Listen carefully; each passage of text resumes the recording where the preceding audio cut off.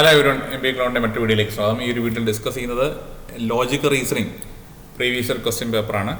2023 ഫെബ്രുവരി question പേപ്പറാണ് discuss ചെയ്യുന്നത്. ഇവിടെ ലോജിക്കൽ റീസണിങ്ങിൽ ഈ ഒരു അപ്രോച്ച് വളരെ ഡീറ്റെയിൽ ആയിട്ട് എല്ലാ ക്വസ്റ്റ്യൻ സോൾവ് ചെയ്യാനായിട്ട് ശ്രമിക്കുന്നില്ല.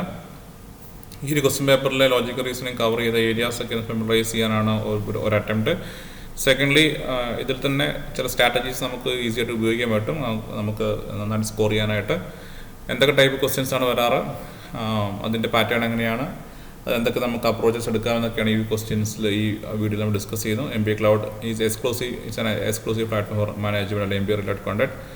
സബ്ജക്ട് റിലേറ്റഡ് വീഡിയോസും KMAT പ്രിപ്പറേറ്ററി വീഡിയോസുമാണ് നമ്മൾ കൂടുതലായിട്ട് ചെയ്യുന്നത്. അപ്പം ഈ ഒരു വീഡിയോയിൽ മുമ്പത്തെ ലോജിക്കൽ റീസണിങ്, അതായത് പ്രീവിയസ് ഇയറിലുള്ള ലോജിക്കൽ റീസണിങ് ഒക്കെ നോക്കുകയാണെന്നില്ല കുറച്ച് വ്യത്യാസം 2023 ക്വസ്റ്റ്യൻ പേപ്പറിലൊക്കെ വന്നിട്ടുണ്ടായിരുന്നു. കുറച്ചുകൂടെ സമയമെടുത്ത് വായിച്ചെടുക്കേണ്ട ചോദ്യങ്ങൾ കൂടുതലായിട്ട് ലോജിക്കൽ റീസണിങ് സെക്ഷനിൽ കാണാനായിട്ടിടയായി. പിന്നെ മുൻ വർഷങ്ങളിലൊക്കെ മുമ്പൊക്കെ കുറച്ചുകൂടെ ഈസി ആയിട്ടുള്ള analogic type questions, series type questions, odd man out kind of questions ഒക്കെ ഉണ്ടായിരുന്നു. പക്ഷേ 2023 സീരീസിൽ KMAT സീരീസിൽ ലോജിക്കൽ റീസണിങ് കുറച്ചുകൂടെ റീഡിങ് ടൈം ആവശ്യമുള്ള ക്വസ്റ്റ്യൻസ് ആയിരുന്നു. അപ്പോൾ എങ്കിൽ തന്നെ ഇതിലത്തെ വളരെ ഈസി ആയിട്ട് നമുക്ക് സമയമെടുത്ത് ചെയ്യേണ്ട ക്വസ്റ്റ്യൻസ് കൊണ്ട് വളരെ ഈസി ആയിട്ട് ക്രാക്ക് ചെയ്യേണ്ട ക്വസ്റ്റ്യൻസും ഉണ്ട്. നമുക്ക് ആ സ്ട്രാറ്റജിയിലേക്ക് കിടക്കാം. ഫസ്റ്റ് ക്വസ്റ്റ്യൻ നമ്മൾക്ക് ഇവിടെ നോക്കാം. സ്ക്രീനിൽ കാണുന്ന പോലെ തന്നെ 101 മുതൽ കുറച്ച് സിമിലർ ക്വസ്റ്റ്യൻ ആണ്. In the following question there are given statement followed by two conclusion number 1 and 2. Read the conclusion and then decide which of the given conclusion follows from the statement. അപ്പോൾ ഈ ഒരു question എന്താണ്, ക്വസ്റ്റ്യൻ്റെ രീതി എന്താ മനസ്സിലാക്കണം. Okay, ആദ്യം എന്താണ് പറയുന്നത്, ഒരു സ്റ്റേറ്റ്മെൻറ്റ് തന്നിട്ടുണ്ട്. അപ്പോൾ ഇവിടെ ആണെങ്കിൽ ഇതാണ് തന്നൊക്കെ സ്റ്റേറ്റ്മെൻറ്റ് തന്നിട്ടുണ്ട്. ആ സ്റ്റേറ്റ്മെൻറ്റിനെ ആയിട്ട് ബന്ധപ്പെടുത്തി മറ്റ് രണ്ട് സെൻറ്റൻസുകൾ കൺക്ലൂഷൻസ് തന്നിട്ടുണ്ട്. ഈ സ്റ്റേറ്റ്മെൻറ്റിനെ ബേസ് ചെയ്തിട്ടാണോ ഈ രണ്ട് കൺക്ലൂഷൻ എന്നാണ് നമ്മൾ അറിയേണ്ടത്. അവിടെ 4 ഓപ്ഷൻസ് ഉണ്ട്. അപ്പോൾ ആ സ്റ്റേറ്റ്മെൻറ്റിനെ വെച്ചിട്ട് ഒന്നാമത്തെ കൺക്ലൂഷൻ കറക്റ്റാണ്, ആ സ്റ്റേറ്റ്മെൻറ്റ് വെച്ച് രണ്ടാമത്തെ കൺക്ലൂഷൻ കറക്റ്റാണ്, ആ സ്റ്റേറ്റ്മെൻറ്റ് വെച്ച് 1ഉം 2ഉം കൺക്ലൂഷൻ ശരിയല്ല, ആ സ്റ്റേറ്റ്മെൻറ്റിനെ വെച്ചിട്ട് സ്റ്റേറ്റ്മെൻറ്റിൽ നിന്ന് രണ്ട് കൺക്ലൂഷൻ കറക്റ്റാണ്. അപ്പോൾ അങ്ങനെ 4 ഓപ്ഷൻസാണ് ഉള്ളത്. ആ ഓപ്ഷൻ വെച്ച് നമുക്ക് ഇതിനെ മനസ്സിലാക്കിയെടുക്കുക എന്നുള്ളതാണ് പറയുന്നത്. അപ്പോൾ ഇങ്ങനത്തെ ഈ ഒരു പാറ്റേണാണ് ക്വസ്റ്റ്യൻസ് മുന്നോട്ട് താഴോട്ട് കൊടുത്തിരിക്കുന്നത്.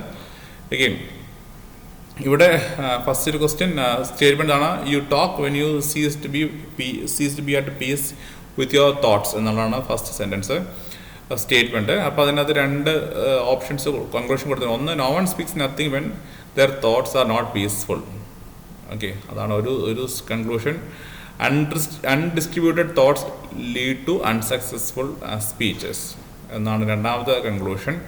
അതായത് രണ്ടും വായിച്ച് നോക്കുമ്പോൾ ഇത് രണ്ടും അതൊക്കെ സ്റ്റേറ്റ്മെൻറ്റിൽ നിന്ന് പറയാൻ പറ്റുന്നൊരു സെൻറ്റൻസ് ആയിട്ട് തോന്നുന്നില്ല. അപ്പോൾ അതുകൊണ്ട് ഇതിൽ റൈറ്റ് ഓപ്ഷൻ സി ആയിട്ടാണ് വരുന്നത്. ഓപ്ഷൻ സി ആണ് റൈറ്റ് ആൻസർ വന്നിരിക്കുന്നത്. മറ്റൊരു ക്വസ്റ്റ്യൻ കൂടെ നമുക്കൊന്ന് നോക്കാം. ഇവിടെ 102. അപ്പോൾ 102 എന്നത്തെ ക്വസ്റ്റ്യൻ കുറച്ചുകൂടെ 101 കുറച്ചുകൂടെ ഈസിയൊക്കെ മനസ്സിലാക്കാൻ എളുപ്പമുള്ളതായിട്ടാണ് എനിക്ക് തോന്നുന്നത്. അപ്പോൾ ഇവിടെ 102 എഴുതിയിരിക്കുന്ന ക്വസ്റ്റ്യൻ ഇതാണ്, do not fear to be eccentric in opinion. ഈ for every opinion now accepted was once eccentric എന്നാണ്. എക്സെൻട്രിക് എന്ന് പറഞ്ഞാൽ കുറച്ച് വളരെ ഡിഫറെൻ്റ് ആയിട്ട് അല്ലെങ്കിൽ വ്യത്യസ്തമായ രീതിയിൽ എന്നുള്ള രീതിയിൽ മനസ്സിലാക്കുക. വ്യത്യസ്തമായ അഭിപ്രായങ്ങൾ അല്ലെങ്കിൽ വേരിയിങ് ആയിട്ടുള്ള അഭിപ്രായങ്ങൾ പറയാൻ നമ്മൾ മടിക്കരുത്, ഭയക്കരുത്. ഇപ്പോൾ ആക്സെപ്റ്റ് ചെയ്യപ്പെടുന്ന ഒപ്പീനിയൻസ് ഒക്കെ ഒരു തവണ ഒരു കാലഘട്ടത്തിൽ ഒരിക്കലത് എക്സെൻട്രിക് ആയിരുന്നു എന്നാണ് തന്നൊക്കെ സ്റ്റേറ്റ്മെൻറ്റ്. അപ്പോൾ അതിൽ നിന്ന് ഈ 2 കൺക്ലൂഷൻ എങ്ങനെ ഉണ്ട് എന്ന് നോക്കാം. ഒന്നാമത്തെ കൺക്ലൂഷൻ കൊടുത്തേക്കുന്നത് all the unaccepted opinions are not eccentric one. All the unaccepted opinions are not eccentric one എന്നാണ് ഒന്നാമത് കൊടുത്തേക്കുന്നത്. അഗെയിൻ രണ്ടാമത് കൊടുത്തേക്കുന്നത് the eccentric opinions are most likely to be rejected later. അപ്പോൾ ഒന്നാമത്തെ എന്താണ് ഇതിനകത്ത്, all the unaccepted opinions are not eccentric one. അതായത് അംഗീകരിക്കപ്പെടാത്ത എല്ലാ ഒപ്പീനിയനും എക്സെൻട്രിക് അല്ല എന്നാണ് ഒന്നാമത്തെ സ്റ്റേറ്റ്മെൻറ്റ്. പക്ഷെ അതാ ഒന്നാമത്തെ കൺക്ലൂഷൻ. പക്ഷെ ആ സ്റ്റേറ്റ്മെൻറ്റ് ചെയ്ത് വെച്ചാൽ അങ്ങനെ കൺക്ലൂഷൻ നമുക്ക് പറയാൻ പറ്റത്തില്ല. കാരണം എക്സെൻട്രിക്കായ ഒപ്പീനിയൻ നിങ്ങൾ പറയാൻ മടിക്കരുത്. പിന്നീട് അംഗീകരിക്കപ്പെട്ട പല ഒപ്പീനിയൻസും ഒരിക്കൽ എക്സെൻട്രിക് ആയിരുന്നു എന്ന് മാത്രമേ പറയുന്നുള്ളൂ. അംഗീകരിക്കപ്പെടാത്ത ഒപ്പീനിയനെ പറ്റി അവിടെ പറയുന്നില്ല. അപ്പോൾ അതുകൊണ്ട് കൺക്ലൂഷൻ 1 തെറ്റാണ്. ഇനി കൺക്ലൂഷൻ 2 എന്താണ് എഴുതിയിരിക്കുന്നത്? The eccentric opinions are most likely to be rejected later എന്നാണ് എഴുതിയിരിക്കുന്നത്. എക്സെൻട്രിക് ഒപ്പീനിയൻസ് പിന്നീട് റിജക്റ്റ് ചെയ്യപ്പെടാറുണ്ട് എന്നാണ്, റിജക്റ്റ് സാധ്യത കൂടുതലുണ്ടെന്നാണ് എഴുതിയിട്ടുള്ളത്. പക്ഷേ ഇവിടെ സെൻറ്റൻസിൽ എഴുതിയിരിക്കുന്നത് for eccentric opinion are accepted later എന്നുള്ള അർത്ഥത്തിലാണ് എഴുതിയിരിക്കുന്നത്. അതായത് ഒരിക്കൽ റിജക്റ്റ് ചെയ്യപ്പെട്ട do not fear to be eccentric opinion. Every opinion once accepted was once eccentric എന്ന് വേണമെങ്കിൽ തിരിച്ചുകൊണ്ട് പറയാം. Every opinion once accepted was every opinion now accepted was once eccentric. ഇപ്പോൾ അക്സെപ്റ്റ് ചെയ്യപ്പെടുന്ന എല്ലാ ഒപ്പീനിയൻസും ഒരിക്കൽ എക്സെൻട്രിക് ആണ്. അല്ലെങ്കിൽ എക്സെൻട്രിക് ഒപ്പീനിയൻ ഒരിക്കൽ ആദ്യം റിജക്റ്റ് ചെയ്ത് പിന്നീട് അക്സെപ്റ്റ് ചെയ്തു എന്നുള്ള രീതിയിൽ വേണമെങ്കിൽ കാണാം. പക്ഷേ പിന്നീട് റിജക്റ്റ് ചെയ്തെന്ന് ഒരിക്കലും പറയുന്നില്ല, പിന്നീട് റിജക്റ്റ് ചെയ്യപ്പെട്ടു എന്ന് പറയുന്നുമില്ല. അപ്പോൾ അങ്ങനെ നോക്കുമ്പോൾ എഗെയിൻ ഇവിടെ 2 ഓപ്ഷൻസും രണ്ട് ഓപ്ഷൻസും 2 കൺക്ലൂഷനും ശരിയായിട്ട് നമുക്ക് കാണാൻ പറ്റത്തില്ല. അതുകൊണ്ട് ഓപ്ഷൻ സി ആണ് ഇവിടുത്തെ റൈറ്റ് ആൻസർ. അപ്പോൾ ഇതാണ് ഒരു പാറ്റേൺ ഓഫ് ക്വസ്റ്റ്യൻ. ഇങ്ങനത്തെ ഏതാനും ക്വസ്റ്റ്യൻസ് കഴിഞ്ഞ വർഷം ഏതാനും ക്വസ്റ്റ്യൻസ് 2023 മാറ്റ് എക്സാമിനേഷന് ലോജിക്കൽ റീസണിംഗ് പാർട്ടിൽ നിന്ന് ചോദിച്ചിരുന്നു. അത് പ്രത്യേകം ശ്രദ്ധിക്കാം. എഗെയിൻ ഇവിടെ പിന്നീടുള്ളൊരു സെറ്റ് ഓഫ് ക്വസ്റ്റ്യൻസ് ഇതുപോലെ തന്നെ സിമിലർ ആണ്. പക്ഷെ അവിടെ കുറച്ചുകൂടെ ഒരു ലെങ്തി ആയിട്ടുള്ളൊരു സ്റ്റേറ്റ്മെൻറ്റ് തന്നിട്ടാണ്, അവിടെ ഒരു പാരഗ്രാഫ് തന്നിട്ടാണ് ഒരു കൺക്ലൂഷനിലേക്ക് പോകുന്നത്. എൻ്റെ ഒരു പേഴ്സണൽ ഒപ്പീനിയൻ ചില പാരഗ്രാഫുകൾ കുറച്ച് ലെങ്തിയാണ്. ഞാൻ റീഡിംഗ് കോംപ്രിഹെൻഷൻ്റെ വീഡിയോയിൽ പറഞ്ഞാൽ തന്നെ ചിലത് നമുക്ക് ഈസിയായിട്ട് ചെയ്യാൻ പറ്റും, ചിലത് വളരെ ബുദ്ധിമുട്ടായിട്ട് ചെയ്യാൻ പറ്റും. അപ്പോൾ അതിൽ പക്ഷേ ഞാൻ വളരെ പെട്ടെന്നൊരു സിമ്പിൾ ക്വസ്റ്റ്യൻ എടുക്കാം. നമുക്ക് 112ാമത്തെ ക്വസ്റ്റ്യൻ പരിശോധിച്ച് നോക്കാം. ചില ക്വസ്റ്റ്യൻസ് നമ്മൾ കണ്ടുപിടിക്കുമ്പോൾ ലെങ്ത് കുറഞ്ഞ ക്വസ്റ്റ്യൻസ് ഒക്കെ ആണെങ്കിൽ നമുക്ക് അങ്ങനെയൊക്കെ നോക്കി വേണമെങ്കിൽ പിക്ക് ചെയ്യാം. ഇവിടെ എഴുതിയിരിക്കുന്ന എല്ലാ ക്വസ്റ്റ്യൻ്റെ pattern in the following question there is a statement given followed by 2 conclusion number 1 and 2. Read the conclusion and decide which are the given conclusion from the statement. Okay, മുമ്പ് തന്നിക്കുന്ന സെയിം രീതിയിൽ തന്നെയാണ്, പക്ഷെ കുറച്ചൊരു വ്യത്യാസമുണ്ടെന്ന് മാത്രം. ഓക്കെ, ഇവിടെ ഒരു statement കുറച്ച് ലെങ്തി സ്റ്റേറ്റ്മെൻ്റ് ആണ്, മുമ്പ് അത്രയും ലെങ്തിയുള്ള സ്റ്റേറ്റ്മെൻറ്റ് ആയിരുന്നില്ല എന്നുള്ളതാണൊരു മെയിനായിട്ടുള്ളൊരു വ്യത്യാസം. ഓക്കെ, നൗ ഈ സ്റ്റേറ്റ്മെൻ്റ് ഒന്ന് വായിച്ചു നോക്കാം. Business is considered to be more economic activity because it is undertaken with the objective of earning money or livelihood and not out of love and affection, sympathy or any other emotion. It may be mentioned here that this activity can be undertaken either on small and individual level. Example, purchase a sale by shopkeeper or large scale. Basically ഇവിടെ പറയുന്നത് business ഒരു economic ആക്ടിവിറ്റിയാണ്. അത് നമുക്കൊരു ലിവിങ്ഹുഡ്, അത് ഏണിങ് മണി earn ചെയ്യാനായിട്ട് നമ്മളെ സഹായിക്കുന്നു. Livelihood and not out of love. അപ്പോൾ അതിൽ ലവ്, അഫെക്ഷൻ, അങ്ങനെ ഇമോഷൻസ് എന്നുള്ളത് വളരെ പ്രധാനപ്പെട്ട ആക്ടിവിറ്റി അല്ല. മണി ആൻഡ് അല്ലെങ്കിൽ ജീവിതമാർഗം എന്ന അർത്ഥത്തിലാണ് അതിനെ കാണേണ്ടത്. It may mention that this activity undertaken, അത് ചെറുതും വലുതുമായ രീതിയിൽ, ചെറുതും വലുതുമായ രീതിയിൽ, അല്ലെങ്കിൽ ചെറുതും ഇൻഡിവിജ്വലായ രീതിയിലൊക്കെ അതിനെ ബിസിനസ് ചെയ്യപ്പെടുന്നുണ്ട്. ഈവൻ ഒരു കോപ്പറേറ്റീവ് സൊസൈറ്റി പോലും ഒരു എക്സാമ്പിളാണെന്ന അർത്ഥത്തിലൊക്കെയാണ് ഇനി പറഞ്ഞേക്കുന്നത്. അപ്പോൾ ഇവിടെ കൺക്ലൂഷൻ തന്നിരിക്കുന്ന സെൻറ്റൻസുകൾ നോക്കാം. First sentence, employer should not have any empathy towards employees as it may effect their productivity in business goals എന്നാണ് അത് ഒരു സ്റ്റേറ്റ്മെൻറ്റ്.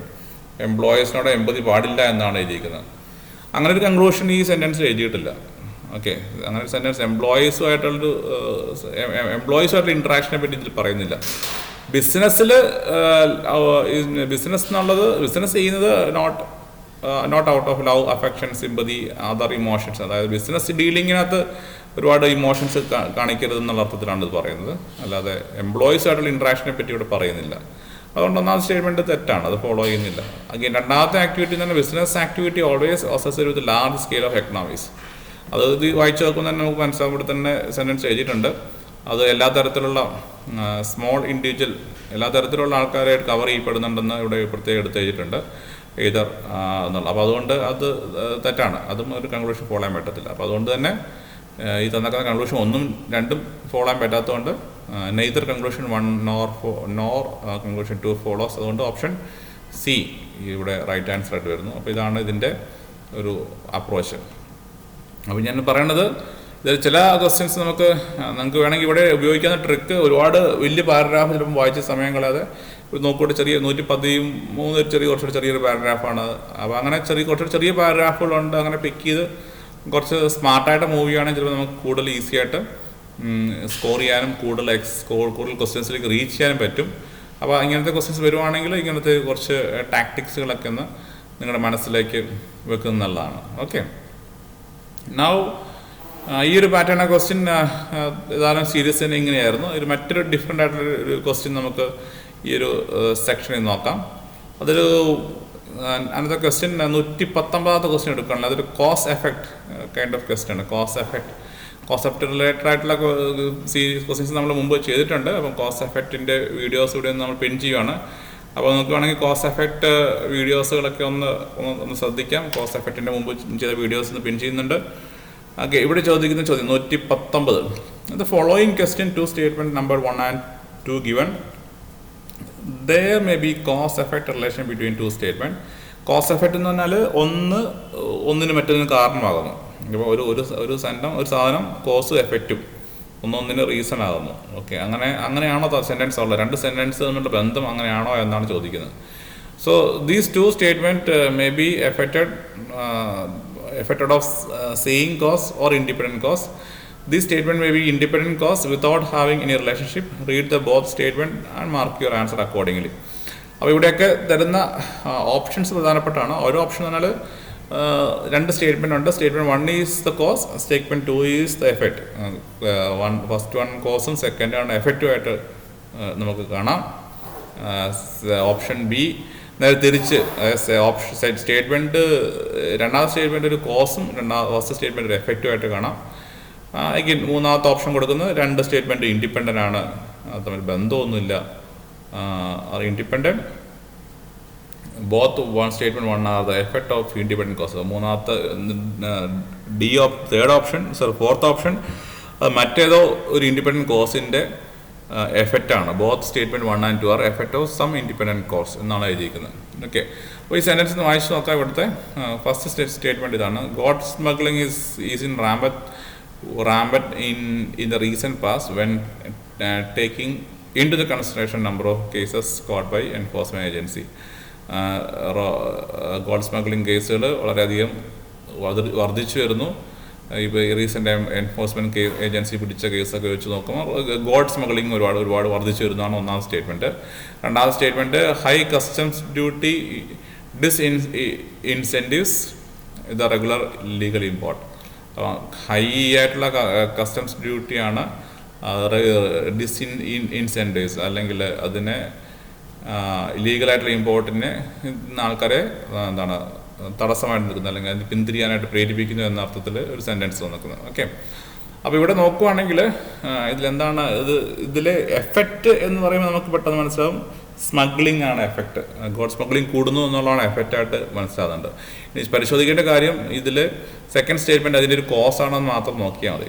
അപ്പം അങ്ങനെ ആലോചിച്ച് നോക്കുവാണെങ്കിൽ അത് ശരിക്കും ഒരു കോസാണ്. വലിയ ഹെവി ആയിട്ടുള്ള കസ്റ്റംസ് ഡ്യൂട്ടി അടയ്ക്കേണ്ടത് ഉള്ളതുകൊണ്ടാണ് ലീഗലായിട്ട് ആൾക്കാർ സ്വർണം കൊണ്ടുവരാത്തത്. അതുകൊണ്ടാണ് ആൾക്കാർ സ്വർണം കടത്തിക്കൊണ്ട് വരാൻ ശ്രമിക്കുന്നത്. അപ്പം ശരിക്കും ഹൈ കസ്റ്റംസ് ഡ്യൂട്ടി ഉള്ളതാണ് ഈ ഗോൾഡ് സ്മഗ്ലിംഗ് കുതിച്ച് ഉയരാനായിട്ട് കാരണമെന്ന് വേണമെങ്കിൽ നമുക്ക് പറയാം. അപ്പോൾ അതുകൊണ്ട് സെക്കൻഡ് സ്റ്റേറ്റ്മെൻ്റ് ഒരു കോസും ഫസ്റ്റ് സ്റ്റേറ്റ്മെൻറ്റ് അതിൻ്റെ ഒരു എഫക്റ്റുമായിട്ട് നമ്മളങ്ങനെ കാണാം. കോസ് എന്ന് പറഞ്ഞാൽ ഹൈ കസ്റ്റംസ് ഡ്യൂട്ടി ഉള്ളതൊരു കാരണം, എഫക്റ്റ് എന്ന് പറഞ്ഞാൽ അതുകൊണ്ട് ഗോൾഡ് സ്മഗ്ലിംഗ് വർദ്ധിക്കുന്നു, അതിൻ്റെ ഒരു എഫക്റ്റ് അല്ല അതിൻ്റെ ഒരു റിസൾട്ട്, ബലം എന്നർത്ഥത്തിൽ. അപ്പോൾ അങ്ങനെ നോക്കുമ്പോൾ നമുക്ക് ഓപ്ഷൻ ബി സെക്കൻഡ് ഒരു കോസും ഫസ്റ്റ് സ്റ്റേറ്റ്മെൻറ്റ് ഒരു എഫക്റ്റുമായിട്ട് കണ്ട് അതിനെ ഓപ്ഷൻ ബി ആണ് റൈറ്റ് ആൻസർ ആയിട്ട് ഇവിടെ കാണാൻ പറ്റുന്നത്. അപ്പോൾ ഇങ്ങനത്തെ ക്വസ്റ്റ്യൻസും ഒരു പാറ്റേൺ ആണ്. കഴിഞ്ഞ വർഷത്തെ ട്രെൻഡിൽ ഇങ്ങനത്തെ ഒരു ക്വസ്റ്റ്യൻസ് നമുക്ക് എക്സ്പെക്റ്റഡ് ഉണ്ടായിരുന്നു എന്നുള്ളത് ശ്രദ്ധിക്കുക. ഓക്കെ, ഇതുപോലെ തന്നെ മറ്റൊരു പാറ്റേൺ ക്വസ്റ്റ്യൻ 120 ഇതുപോലെ തന്നെ സിമിലർ ആയിട്ടുള്ള ഒരു ക്വസ്റ്റ്യൻ ആണ്. Again independent cause. സോ അത് ഓപ്ഷൻസ് കുറച്ചുകൂടെ സിമിലർ ആയിട്ടുള്ള രീതിയിൽ നമുക്ക് ഇതിനെ കാണാം. 120 ഒക്കെ സെയിം പാറ്റേൺ ക്വസ്റ്റ്യൻ ആണ്. നൗ മറ്റൊരു കാറ്റഗറി ക്വസ്റ്റ്യൻ 124 മുതലൊക്കെ മുന്നോട്ട് 25 മുതൽ കാണാവുന്ന ക്വസ്റ്റ്യൻ ഒരു അസേർഷൻ ടൈപ്പ് ക്വസ്റ്റ്യൻ ആണ്. അസേർഷൻ ടൈപ്പ് ക്വസ്റ്റ്യൻ ആണ്. ഇവിടെ ഈ ടൈപ്പ് സെൻറ്റൻസുകളൊക്കെ വായിക്കുമ്പം ഇതിലൊരു സിമ്പിളായിട്ടുള്ളൊരു എക്സാമ്പിൾ എടുക്കാം. അപ്പം question 126 assertion bat possess ability to fly in the dark. Assertion അതിൻ്റെ reason bat emit ultraviolet rays. അപ്പം ഇവിടെ ഉദ്ദേശിക്കുന്നത് എ എന്നുള്ളതിൻ്റെ ശരിയായ റീസൺ ആണോ ബി, അതോ എ എന്നുള്ളതിന് എയും ബിയും ശരിയാണ്, എ എന്നുള്ള 6 ഇതിനുള്ള കറക്റ്റ് എക്സ്പ്ലനേഷൻ ഓഫ് എ എന്നർത്ഥത്തിലാണ്. എങ്ങനെ option C A is true, A ശരിയാണ് പക്ഷേ ബി തെറ്റാണ്, എ തെറ്റാണ് ബി ശരിയാണ് എന്നർത്ഥത്തിൽ. അപ്പോൾ അങ്ങനെ 4 ഓപ്ഷൻസാണ് ഇവിടെ കൊടുത്തേക്കുന്നത്. ഇതും വളരെ ലോജിക്കലി തന്നെ ഇതെന്ന റീസണിങ് ടൈപ്പ് ഓഫ് ഒരു ക്വസ്റ്റ്യൻ ആണ്. അപ്പോൾ ഇവിടെ 126 ക്വസ്റ്റ്യൻസ് നോക്കിയാൽ അറിയാം. ഇതിൽ ചില ക്വസ്റ്റ്യൻസൊക്കെ കുറച്ച് നമുക്ക് സയൻറ്റിഫിക് നോളജ് കുറച്ച് കറക്റ്റ് നോളജ് ആവശ്യമുള്ളതായിട്ട് തോന്നുന്നുണ്ട് ചില ക്വസ്റ്റ്യൻസൊക്കെ വായിക്കുമ്പോൾ. പക്ഷേ നമുക്ക് ലോജിക്കലി നമുക്കൊരു ജനറൽ നോളജ് കുറച്ചൊരു ജനറൽ നോളജ് വേണം ഈ ക്വസ്റ്റ്യൻസ് ആൻസർ ചെയ്യാനായിട്ട്, ഒരു വിജ്ഞാനം സയൻസ് നോളജൊക്കെ. അപ്പോൾ 126 നോക്കുന്നു bat possess ability to fly in the dark. അത് ശരിയാണ്. എന്താണ് നമ്മുടെ ബാറ്റിന് അല്ലെങ്കിൽ വവ്വാലിന് രാത്രി പറക്കാനുള്ള കഴിവുണ്ട്, അത് വാസ്തവമാണ്. Bat emits ultra violet raise, അത് തെറ്റാണ്. അത് അവർ അൾട്രാ വയലറ്റ് റേസ് ഒന്നും എമിറ്റ് ചെയ്യുന്നില്ല. അപ്പോൾ അതുകൊണ്ട് തന്നെ എയും ബിയും നമുക്ക് നോക്കേണ്ട ആവശ്യമില്ല. കാരണം അതിലൊരു സെൻറ്റൻസ് ഓൾറെഡി തെറ്റ്. 2 സെൻറ്റൻസ് ശരിയാണെങ്കിൽ മാത്രമേ എ ബിയെ പറ്റി ചിന്തിക്കേണ്ട ആവശ്യമുള്ളൂ. ഒരു സെൻറ്റൻസ് ഓൾറെഡി തെറ്റാണ്, റീസൺ പറഞ്ഞാൽ തെറ്റാണ്. അപ്പോൾ അങ്ങനെ പറയുമ്പോൾ നമുക്ക് ഇതിൽ വളരെ സിമ്പിളാണ്. ഇത് കുറച്ചുകൂടെ എ ശരിയാണ് പക്ഷേ ബി തെറ്റാണ് എന്ന അർത്ഥത്തിലേക്ക് കൊണ്ടുവരാം. എ ശരിയാണ്, അതായത് ബാറ്റ് രാത്രി പറക്കാൻ പറ്റുന്നുണ്ട് അവർക്ക്, ശരിയാണ്. പക്ഷെ അവർ അൾട്രാ വയലറ്റ് റേ അടിക്കുന്നു അല്ലെങ്കിൽ അത് എമിറ്റ് ചെയ്യുന്നു പറഞ്ഞാൽ അല്ലെങ്കിൽ പുറപ്പെടുവിക്കുന്നു പറഞ്ഞാൽ അത് തെറ്റാണ്. അപ്പോൾ അതുപോലെ തന്നെ മറ്റൊരു ക്വസ്റ്റ്യൻ കൊണ്ട് നോക്കിയാൽ ചിലപ്പോൾ അതിൻ്റെ ഒരു ധാരണ കിട്ടും. 127 നോക്കാം, 127 ക്വസ്റ്റ്യൻ നോക്കാം. അസേർഷൻ ഇവിടെ തന്നിക്കുന്ന അസേർഷൻ എന്ന് പറയുന്നത് first sentence people tend to wear white clothes during സമ്മറിൽ ചൂടുള്ള സമയത്ത് വെള്ള വസ്ത്രങ്ങൾ ധരിക്കാൻ പ്രിഫർ ചെയ്യുന്നു. അതൊരു ശരിയായ സെൻറ്റൻസാണ്, കറക്റ്റ് സെൻറ്റൻസാണ്. നമ്മൾ അങ്ങനെയാണ് സാധാരണ ആൾക്കാർ ചെയ്യുന്നത്. White clothes are poor reflectors of the heat, അതാണ് 2ാമത്തെ സെൻറ്റൻസ്. അപ്പം 2ാമത്തെ സെൻറ്റൻസ് ശരിയാണോ തെറ്റാണോ എന്നാണ് ഞാൻ ചിന്തിക്കേണ്ടത്. White clothes are poor reflectors ശരിക്കും പറഞ്ഞാൽ 2ാമത്തെ സെൻറ്റൻസ് തെറ്റാണ്. White clothes are poor reflector അല്ല, ശരിക്കും നമ്മൾ നല്ല റിഫ്ലക്ടറാണ്, ഗുഡ് റിഫ്ലക്ടർ ഓഫ് ഹീറ്റാണ്. അതുകൊണ്ടാണ് നമ്മൾ സമ്മറിൽ വൈറ്റ് ക്ലോത്ത്സ് ധരിക്കുന്നത്. അതുകൊണ്ട് white clothes poor reflector of heat എന്ന് പറഞ്ഞാൽ അതായത് അത് കൂടുതൽ ഹീറ്റ് വലിച്ചെടുക്കുന്ന അർത്ഥത്തിലായി പോകും. അപ്പോൾ അങ്ങനെ ആയിട്ടുണ്ടെങ്കിൽ ഒരിക്കലും അത് ശരിയാകത്തില്ല. അപ്പം white clothes are good reflector of heat. Okay, black clothes ആണ് കൂടുതൽ ഹീറ്റ് അബ്സോർവ് ചെയ്യുന്നത്. അപ്പോൾ അതുകൊണ്ടാണ് നമ്മൾ സമ്മറിൽ ബ്ലാക്ക് ക്ലോത്ത്സ് ഇട്ടുണ്ടെങ്കിൽ നമ്മൾ കൂടുതൽ ചൂടെടുക്കും എന്ന് പറയുന്നത്. അതുകൊണ്ടാണ് നമ്മൾ വിൻ്റർ സീസണിൽ തണുപ്പുള്ള സമയത്ത് ബ്ലാക്ക് ക്ലോത്ത് പ്രിഫർ ചെയ്യുന്നത്.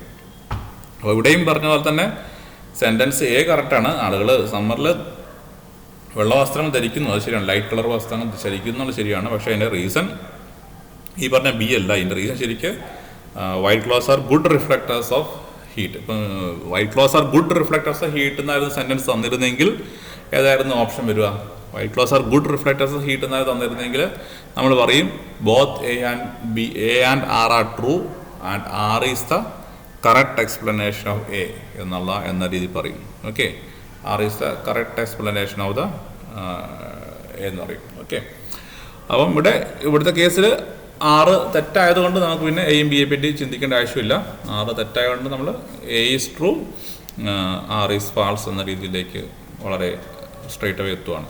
അപ്പോൾ ഇങ്ങനത്തെ ക്വസ്റ്റ്യൻസും ഉണ്ടായിരുന്നു എന്നത് മനസ്സിലാക്കുക. എഗെയിൻ ഇതുപോലെ തന്നെ മറ്റൊരു ഡാറ്റ സഫിഷ്യൻസി ടൈപ്പ് ക്വസ്റ്റ്യൻസ് ഉണ്ട്. ഡാറ്റ സഫിഷ്യൻസി മോഡൽ ക്വസ്റ്റ്യൻസ് ആണ് മറ്റൊരു ടൈപ്പ് ക്വസ്റ്റ്യൻസ്. 130ാമത്തെ ക്വസ്റ്റ്യൻ നോക്കുകയാണെങ്കിൽ following section consist of questions are 2 statement number 1 and 2 given below it. Decide whether data provided in the statement are sufficient to answer the question. ഒരു question ഉണ്ട്, 2 sentence വന്നിട്ടുണ്ട്. ഈ question answer ചെയ്യാനായിട്ട് ആ 2 സെൻറ്റൻസുകൾ പര്യാപ്തമാണോ, sufficient ആണോ എന്നാണ് ചോദിക്കുന്നത്. അപ്പോൾ സിമ്പിളായിട്ട് നോക്കാം.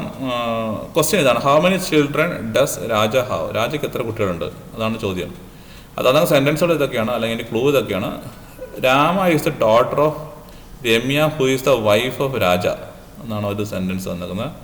അടുത്തത് Ramesh is the son in law of Raja എന്നാണ് വന്നിരിക്കുന്നത്. അപ്പോൾ ഇതിൽ നിന്ന് രാജയ്ക്ക് എത്ര കുട്ടികളുണ്ടെന്നുള്ളതിൽ നിന്ന് യാതൊരു ഐഡിയയും കിട്ടത്തില്ല. കാരണം രാജയുടെ കുട്ടികളുടെ എണ്ണത്തെപ്പറ്റി ഇതൊന്നും പറയുന്നില്ല, പക്ഷേ റിലേഷൻഷിപ്പിനെ പറ്റി മാത്രമാണ് പറയുന്നത്.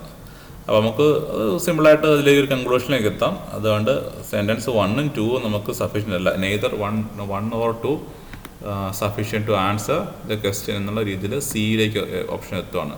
അപ്പോൾ ഇതൊക്കെ നമുക്ക് അത്ര ബുദ്ധിമുട്ട് വരുന്ന ക്വസ്റ്റ്യൻ അല്ല. നിങ്ങൾക്ക് തന്നെ വായിക്കുമ്പോൾ നിങ്ങൾക്ക് മനസ്സിലാകുന്നുണ്ടാവും, അത്ര ബുദ്ധിമുട്ടില്ല. പക്ഷേ ഇതൊക്കെ കറക്റ്റ് എല്ലാ ക്വസ്റ്റ്യനിലേക്ക് കവർ ചെയ്തെത്തുക എന്നുള്ളതാണ് ഇമ്പോർട്ടൻ്റ് കാര്യം.